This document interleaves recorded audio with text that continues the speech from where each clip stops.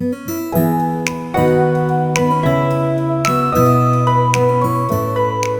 everybody, and welcome back to the Eavesdrop, where you can be a butterfly on the wall and listen in on my conversations. Today, we have Jen Kreiner, who is out in Montana. She is an ADHD life coach, and she works with adults and parents and people in the workplace. She works with executive function and ADHD. She does a great job. Jen has coached me for quite a while. We coached each other, and she's just an amazing person, full of knowledge. I'm so happy that we're going to be able to share with you today. And you can find Jen on stonesthrowcoaching.com. She's on Facebook, and you can find her on LinkedIn. So today we're going to talk about that magic space, that space of pausing. What can pausing do for people with ADHD, and what do we do in that moment that we pause? And it's a very small amount of time sometimes. Other times it can be, when we take time to really pause and take some real time to do it. So Jen knows a lot about that magical little pause, and kind of take a walk down our own paths as we've explored some of these areas too. Welcome, Jen. I'm so happy that you're here. Oh, Janine, you're so sweet. Thank you. That was such a beautiful introduction. I appreciate that. Happy to be here. So we were going to talk about that magic moment, the pregnant pause, the moment where we can do so much work, but with ADHD, we often completely miss that opportunity. Tell me about that pause to you, and what that space means for you, and what you've seen in coaching. Yeah, I think the more exposure I get to personal growth as well as working with clients, it is clear that there is so much possibility and, as you say, magic in that space that we have to be so intentional about creating for ourselves. It is a very atypical thought to pause, to slow down. We go 100 miles a minute, whether in our behaviors, in our minds. There really is very little attention typically given to that commitment of space. I was just joking about this, but instead of being my title ADHD coach, potentially space coach, because there's so much potential in awareness when we learn and create that neural pathway to give ourselves that gift of space. And I know that you, like me, were diagnosed later in life. Prior to being diagnosed, how did you use that space as opposed to after being diagnosed and working through coaching? Well, I would say that I never even allowed a space. I was diagnosed at 42, and it was much later into management of ADHD where I kind of had this light bulb moment of constantly either having content in or content out. I was always putting something in or always putting something out. So whether that's, listening to music, listening to a podcast, watching TV, reading something, having a conversation with somebody, it's just a constant flow and very little pause. And what I realize is that this is because that pause, that time with ourselves is so uncomfortable. And we, as a commonality, a thread, that discomfort is something that we don't know how to handle. We don't know what to do with it. We don't know what to do with negative feelings that come up. And so, because we were never taught how to self-soothe in healthy ways, we develop tools of our own to cope with that.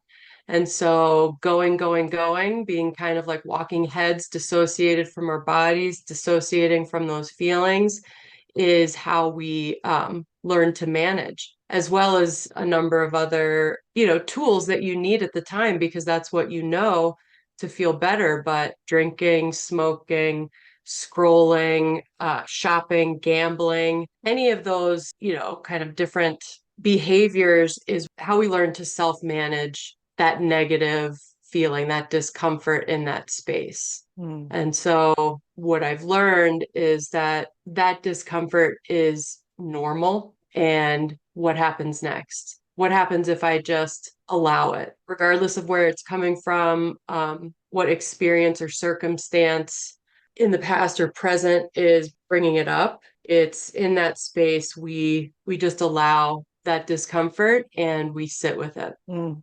It's so hard to do, to just sit with the discomfort and be okay with that. And when you were talking, it made me think of metaphor about people, some people with ADHD, a lot of us with ADHD. So you get a bunch of people standing in front of a burning house. Your neurotypical people, they're going to take a step back and they're going to assess the situation and they're going to decide what to do, right? And then you're going to have, somebody who completely freezes and has no idea what to do. And then you got a lot of our ADHD folks who are just going to run directly into the fire without even thinking. And so when you said, that we don't take that space, we skip that whole step of stepping back and analyzing what's going on, which is a really important step rather than just jumping into the fire. Yeah, that rings very true to me. Let me just add there that that's a great metaphor. And the idea of analyzing a situation is that we also don't pay attention to what's coming up for us in that situation. So in that Mhm. burning building, we're thinking about, everybody in there. The first stop that's a learned stop is what is happening. So that burning building, there's a situation. I have to take a step back and pay attention to how I'm feeling Mm. before I can take action to support others. And that's, I think, the most true when it comes to your personal relationships. It's important at work, but it is very important with your kids and very important with your partner. Tell me more about that, about how Ooh. that's important in your relationships, that space, that moment of being able to reflect where we have such a difficult time doing that. What are the benefits of doing so? Yeah, I mean, for personally for myself, I would say that it was always just this impulsive thought process around what the other person is doing. Maybe they're doing this to me. This is, not even going to the place of what can I control and what can't I control. It's just like completely just paying attention to the situation itself. So with the skills that I have learned now, it's like this situation is happening. This is the fact of that situation. And in that pause, I go inside, I turn inward. And let's say your child had a hard day at school or something, and it's just like all you want to do is just see and be there, to help them feel better. But instead, that first stop has to be with you, is like, this is making me feel helpless. I feel helpless in this situation. And to really, instead of resist that feeling of helplessness, to allow it, because then it enables us to have the empathy, the compassion that, the child needs, because they don't need us to fix it, even though that's what we want to do. Mhm. So that's, I think, an example of using emotional processing and emotional regulation tools, is to validate our experience and that it makes sense, to like have that global understanding. If this was a friend and this was happening to a friend, that makes sense that you feel helpless. That's your Mhm. kid. Or if you are in an argument, having conflict with your partner and you're feeling angry about something they said, to instead of to shoot that anger outward, to go inward and recognize I should be feeling this way. This hurts. This would be hard for anybody. And to allow yourself to expand and make space literally in your body for that anger, as opposed to resist it. Because when we resist our big emotions, they persist. Well, and by doing that, I feel like you kind of reduce the response because you call it by name, right? Instead of just firing back that anger, like you said, something in the Bible, I think that talks about if you can name a demon, you can Mm. control it, right? And it's kind of the same thing. I'm naming my feelings. I'm naming how I'm feeling. And by naming it, I am more able to control it. And I know like what you were saying about relationships, I know with me, when I was able, because I have a lot of issues with RSD, and so I had to learn to pause before responding in a defensive manner to a comment or to some sort of imagined rejection from my spouse. And that pause gave me time to look at what are the other possibilities here? What is really going on here? And being able to see in that time that I might have a skewed vision or response to what's actually going on. So, yeah, that's another thing in that split moment where you can stop yourself and say, think, step back and think. What do you do to help you remember, like, to do that when you're Mm. in that moment? Honestly, like at first when I realized that creating space is really like the only way to grow and build these skills, I was like, I need a tattoo. I need a tattoo front and center that I can look at my hand or look somewhere and that I just, kept repeating that. But I think that that's the beauty of creating, new neural pathways is just almost it's just habit formation. A metaphor that I use is that creating a new neural pathway is like forging a new trail in the woods. You've always taken this one trail. It's clear, you can see the path, you know where it goes. When you decide that that view isn't for you anymore and you want to find a new trail and the view is much better. The first time you go down it, beautiful, it's great. You head out, and then when you want to go down it again, it is so hard to find that trailhead. You cannot even see where it starts because it's not been trodden yet. And so that's that repetition piece, is that giving yourself so much grace around when you kind of revert back to old habits. But then you just know that that's the view you want, and that's the view that fits your life better. And so, yeah, I would say it has become something that is so integral in how I react to, just like you said, like something hits you like a wall suddenly that somebody said, whether it's real or perceived. And so to give yourself that moment, that breath. But I would say that that's a big one, is reconnecting with your body, taking breath in that moment to just be with yourself. Ask for space if you're with other people. I need some time to process this if that's what you need. But ultimately, it's just advocating for yourself and giving yourself the time to do what works for you. And I think we say that all the time in our coaching practices, is what works for me is not going to necessarily work for somebody else, and that you're the expert on your own life. And so for me, it was just a matter of having awareness in the moment is so hard. Giving yourself the space in the moment is so hard.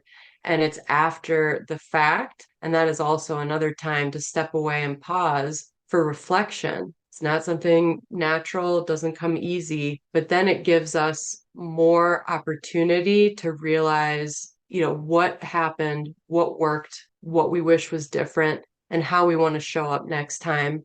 And that's just something that you just do over and over in a way that works for you. So really, we're kind of talking about two different kinds of space as far as like that very small fraction of a second of time between a trigger and a response, and giving yourself a pause in between there, with which a lot of us we don't do. I have a client though who uses a technique, has started using a technique where he knows what it's like to be triggered. He knows what he feels when he's being triggered. And so he has started snapping a rubber band whenever he feels that trigger. And then that reminds him to stop and think. Over time, he probably won't need the rubber band anymore. But right now, that's his, hey, stop and think. But then we're also talking about that really important space that we give ourselves when we're reflecting. which is really tough for people with ADHD because sometimes, well, let's be honest, a lot of times it goes in a very negative direction, because we have a lot of negative self-talk. So, being able to reflect and be honest with ourselves without being unfair to ourselves is another aspect of that space that makes it very uncomfortable, because once you start saying nice things to yourself, it feels weird and it's hard to do. So, like with that reflection thing, that is something that you have to build in kind of naturally as well.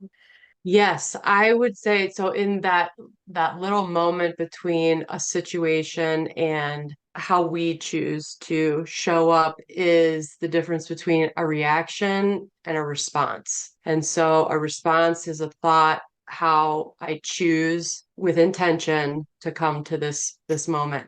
And then in that kind of after period when we feel ready to sit with everything in that reflection is just it's a mindfulness of all of the things. And so agreed that it is a learned process, and it is honestly, I have to say for myself, I could have read every single book telling me that that is, the path I have to take, but the verbal processing piece that comes with coaching that allows me to walk through a situation that happened and really evaluate cognitively in a different way than I just allow those thoughts to swirl in my head. And so Mhm. employing different tools like verbal processing through coaching, thought downloads, which is just a brain dump, literally just putting it all out there. When things are swirling in your mind, it's often we lose sight of what is in our control. And when we put so much energy outside of that is when anxiety, overwhelm, burnout, all of these things start to happen. And I think something else that happens in that reflective space and that happened big time for me was evaluation of capacity, Mm. just as an individual, as a parent, as a working professional and community member. It is like an evaluation of, because I can do anything, I just can't do everything. And when we're doing everything, we lose the opportunity to give that space and commit to that reflection for ourselves. And so that was, I think, one of the second things I did in order to maintain presence in my life is, where do I need to delete things? Who do I Mm. owe what to? And putting myself first felt so selfish. There was so much guilt to overcome there, but that was just a learned toxic response that was, protective at one point in my life, but now it's, me first and taking care of myself. And then I have so much more to give everybody else in my life. As I was listening to you, another thought came into my head, and I'm just wondering, when you sit with your feelings or, go back and reflect on a situation or something that has happened, is there a template that you run through in your head, or do you just feel the feelings? What happens during that reflection time in your head? Yeah, so I learned a tool called SURF. It's an acronym, and I don't think I ever would have, if somebody said sit with your feelings, I don't know if I would even know what that means. But the way I think about it now is it's emotions are ultimately just a wave that you have to ride. And that's a wave that I think now I envision it rolling through my body. And so SURF stands for stop. So something's happening. Your client snaps the rubber band. He stops, Mhm. that's the pause. So stop. So then there's no impulsive behavior, there's no impulsive words that come out, and you're giving that moment to yourself. And then you is unfold. So allow that feeling. So if it's like this hot anger that you can find in your chest, allow it to be there, but then also to expand your body, ground where you are. If you're standing, if you're sitting, feeling the chair beneath you, feeling your feet underneath you, and expanding your body, and allowing that sensation ultimately. An emotion is a physical sensation to roll through your body. R is recede. After you allow that feeling to unfold through your body, you really can take note of how it has receded, the intensity of it, and that's when you can move into the space of F, which is finding it. F is find. So then you can find that emotion. So even if it's, sometimes there's a layer of what we think we're feeling, but then really it's coming from somewhere else. So Mhm. I'm feeling an immediate sense of anger, but then really it's shame from some experience that I've had that just sits with me. So that kind of defense mechanism of anger comes first. And then I truly realize that it's something different. So allowing yourself to find and name, like you said, name that feeling gives you more control back. And then Nice. So like I know when I reflect on a situation, I try to step outside of the situation because like when you're in it, you're so emotionally involved. It's really hard to see what has happened. And so I'll reflect, but then I'm also trying to identify my feelings and I'll say, was I really angry or what is the real feeling? And I question myself, is that really the feeling that I'm feeling, the emotion that I'm feeling? And a lot of times you find out no, or I'm not angry about what I thought I was angry about. So what's underneath that trigger hard response that you're having is oftentimes not the surface emotion. You have to get deeper. yeah, I love that you said that, ultimately answering your own questions. If your brain throws a question to you, answer it. Like that process is all encompassing because then it's also thinking of it like the mindset that goes with the feeling. And so people are always talking about, mindset management, and it can only work if you allow the feelings that cause that initial thought. Mhm. The only way that you can reframe it is after you process that emotion, and then you can move forward with intention. So I do believe in, the thought train. We're a station, the thoughts are coming in at a million a second, and we get to decide which one sticks around, which one gets to Mhm. stay at the station. Yes. Sometimes it's really hard to, I don't know, like, because when I started working on space this way in my coaching and stuff, I found it was really hard for me to acknowledge the fact that I didn't have bad feelings and good feelings. I just had feelings, I had emotions, and not labeling those emotions as good, bad, or otherwise. And so that was a struggle for me because like growing up, you first of all, if you have emotions, you keep them to yourself. And second of all, you don't get angry, you don't have certain emotions because they're not polite emotions, right? Or they're bad emotions. And so in that reflection, what can you do? What can we do as people who are just starting to do this? And we're like, I'm mad and I shouldn't be mad because being mad is a bad thing. And so it's hard to reflect around that if you're judging your own emotions. Yeah, and just like you talked about, it's like that's a voice that has been implanted through experience. And so Mhm. recognizing whose voice is that, because that's not my voice. And as I tell my clients, all emotions are welcome. And I would also like to echo that good, bad emotion. Being human, there's probably going to be, even a majority of emotions that don't feel good. And for a lot of ADHDers, even good, I'm air quoting, good emotions don't feel good to us. A compliment, right? Mhm. Like that does not feel good. It's a learned thing to accept that gift from somebody. Mhm. Our successes when we achieve a goal so quick, we just skip right over it. Like, don't even give ourselves time to celebrate because it's uncomfortable. It's uncomfortable. We just need to keep moving. One of the things early on that I put into practice was when I'm eating breakfast and lunch specifically to sit without a book, without my phone, without the computer in front of me.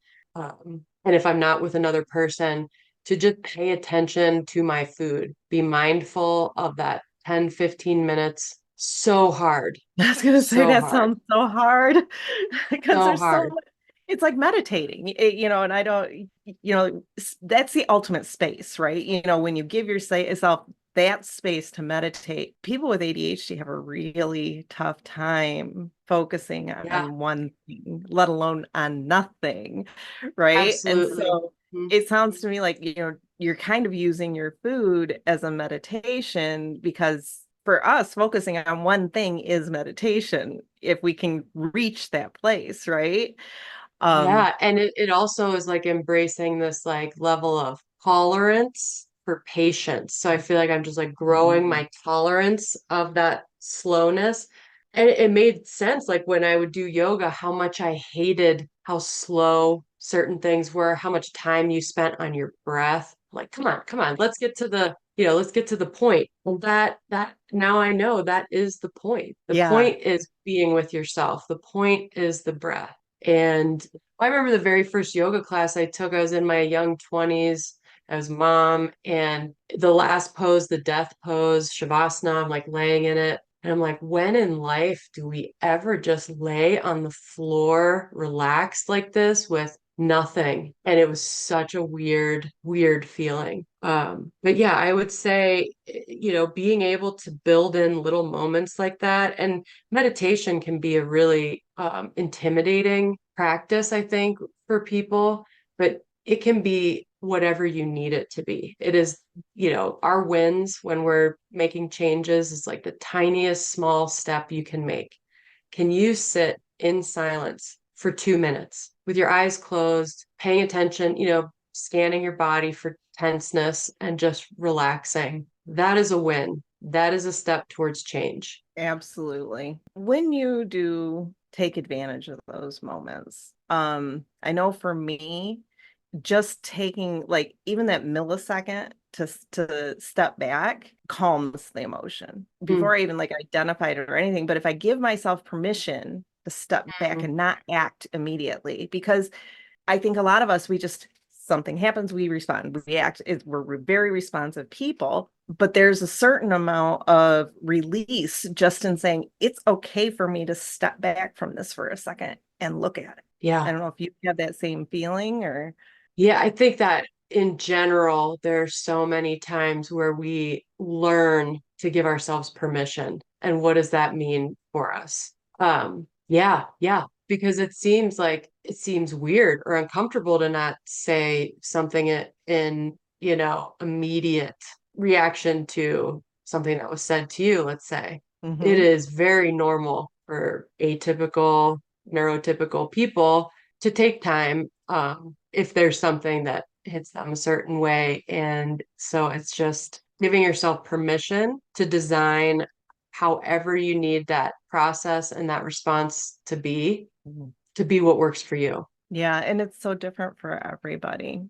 Mm, It just for me, the just stepping back and giving myself that second is just it's calming. It's like, oh, you have permission to think about this for a second because I don't know about you, but if a situation arises, any situation where there might need to be something that is solved or fixed, my first response is to jump right in and fix it. A lot of times I misinterpret the situation and fix something that didn't need to be fixed or start trying to fix something that's not mine to fix. So like I give you an example, I had a situation this last weekend where I got like very upset and triggered by a situation. And then I said, take a minute, think about what's going on.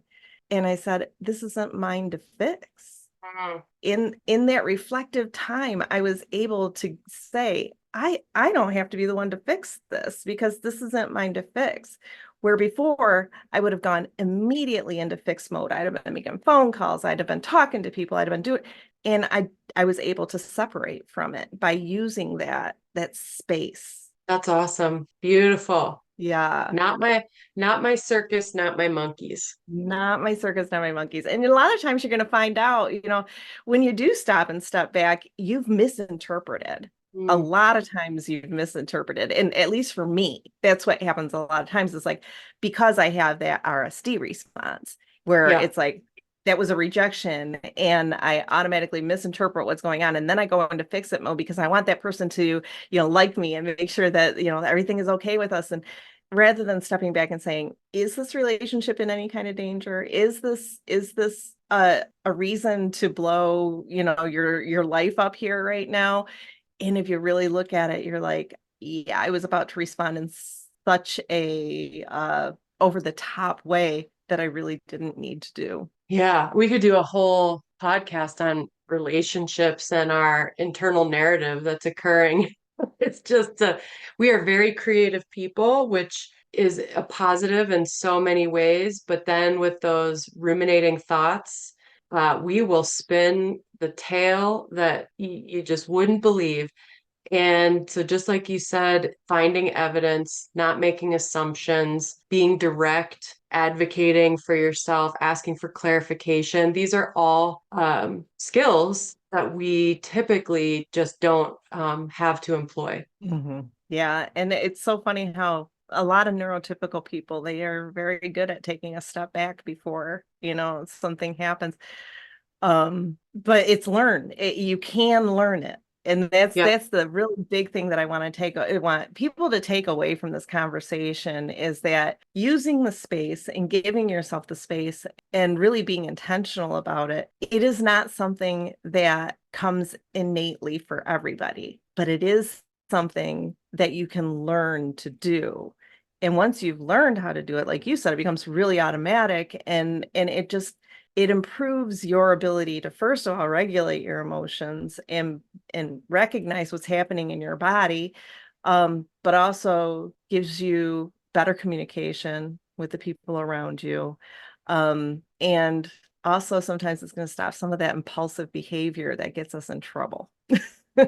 Yeah, yeah. And the piece about just like awareness of everybody around you and wanting to maintain almost just like a hyper vigilance and sensitivity to all of that. Creating space for yourself gives you time, energy, and tools to build this new self-concept ultimately that realizes you're not responsible for everybody. You couldn't Mhm. possibly be responsible for everybody. Yeah. Yeah, we maybe need to do an episode on the circle of control. Mm, yes, I would love that. Another really good one. Well, Jen, I have one more question for you. And I'm wondering if you were able to talk to your 25-year-old self about using space and being reflective, what would you say? I would share information about what self-validation means. Mm. To learn that your experience, to trust that your experience is your experience. Nobody else is responsible for giving you the check mark on, yep, that's happening for you. And to have self-compassion and nurture yourself around that so that you are better equipped to give that to others. I love that. Well, Jen, I just want to say thank you so much for joining me today on the podcast. And I'm so glad that everybody decided to be a butterfly on the wall and listen in on our conversation. Um, I hope everybody enjoyed it. If you did, subscribe. We'll be doing more. And I'm hoping that I'll have Jen on again. That's when you nod and say, yeah, yeah, I'm going to be on. Well, thank you, Janine. This was my first podcast and really fun to just visit with you. It feels very natural and just like our regular conversations. So I appreciate you and all the work you do. Thank you. And I appreciate you. And I appreciate all of you who are listening in. And we will see you next time.